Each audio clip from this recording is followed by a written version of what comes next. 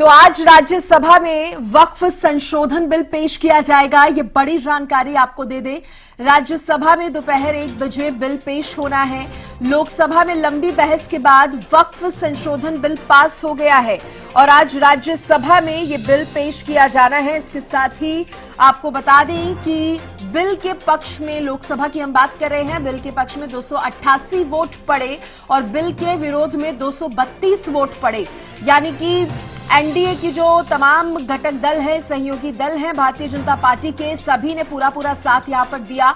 और आज जिस तरह से राज्यसभा में आज हंगामा होने के आसार है, क्योंकि राज्यसभा में आज ये बिल पेश किया जाना है। देखने वाली बात होगी क्या कुछ राज्यसभा में वक्फ संशोधन बिल को लेकर सामने आता है, क्या कुछ चर्चा जो होती है वो देखने वाली बात होगी। फिलहाल कल जिस तरह से हमने देखा वक्फ संशोधन बिल जब लोकसभा में पेश हुआ तो किस तरह से इसका विरोध भी हुआ। विपक्ष ने अपनी पूरी बात यहां पर रखी और कहीं ना कहीं शुरू से ही विपक्ष की जो नाराजगी थी वो इसको लेकर सामने आ रही थी। लेकिन अब ये जो वक्फ संशोधन बिल है वो पास हो चुका है। बिल के पक्ष में 288 वोट पड़े हैं लोकसभा में। इस खबर पर ज्यादा जानकारी देने के लिए अपराजिता श्री मेरे साथ जुड़ गई हैं। अपराजिता, कल लोकसभा में और आज राज्यसभा में पेश होने जा रहा है। कल सभी ने देखा किस तरह से लोकसभा में जब पेश हुआ, देखिए विपक्ष की तरफ से भी सवाल भी पूछे गए, सरकार ने भी बखूबी उनका जवाब दिया। अब बारी राज्यसभा की।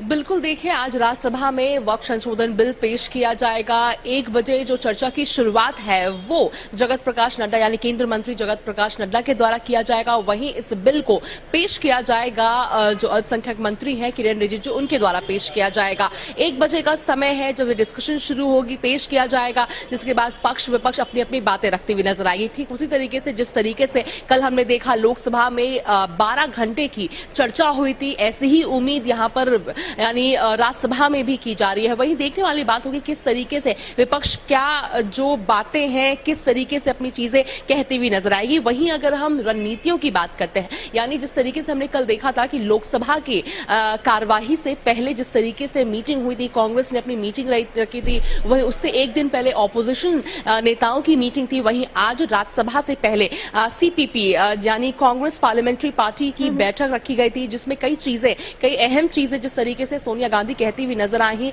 यानी यह विधेयक संविधान पर हमला है। उनके द्वारा कहा गया है कि चाहे वन नेशन वन इलेक्शन हो जाए या फिर वक्फ संशोधन बिल की बात कर ले, ये सीधा संविधान पर हमला करती हुई भारतीय जनता पार्टी नजर आ रही है। और साथ ही उनके द्वारा यह भी कहा गया है कि ये संविधान को ध्वस्त करने की भी कोशिश भारतीय जनता पार्टी के द्वारा की जा रही है। वहीं देखिए अगर आंकड़ों की बात करते हैं, जिस तरीके से कल 520 वोट पड़े थे, वहीं 288 पक्ष में पड़े, वहीं विपक्ष 232।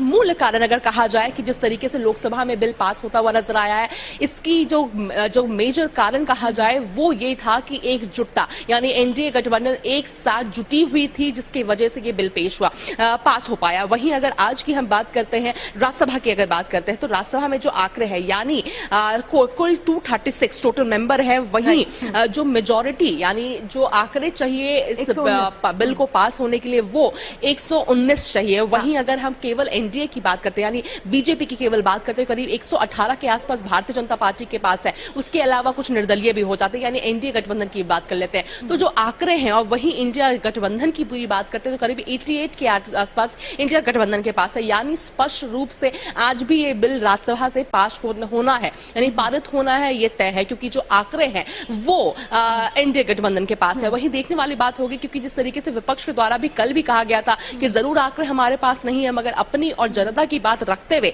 जरूर हम नजर आएंगे। ठीक उसी तरीके से आज भी राज्यसभा में आंकड़े जरूर सत्तारूढ़ पार्टी के पास है, मगर अपनी बातें स्पष्टता से रखती हुई जरूर नजर आने वाली है विपक्ष। देर तक बहस चली, अब राज्यसभा में क्योंकि ये पेश होने जा रहा है, तो क्या माना जाए राज्यसभा में भी हंगामा होगा? क्योंकि विपक्ष कहीं ना कहीं अभी भी ऐतराज भी जताएगा और अपनी बात खुलकर रखेगा, तो हंगामे के आसार हैं।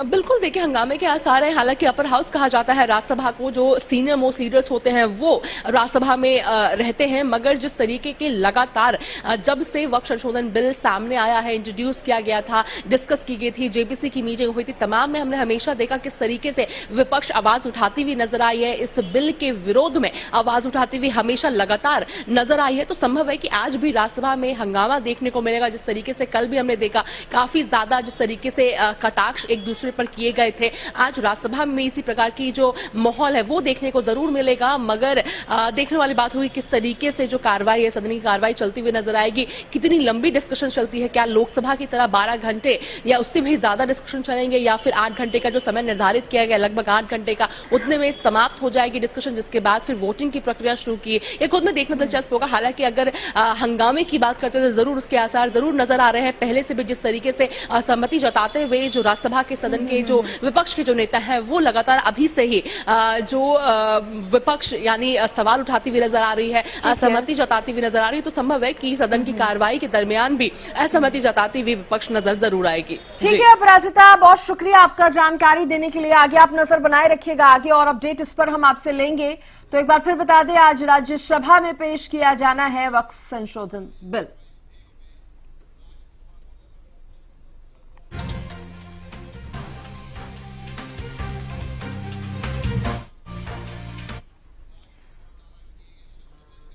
और चलिए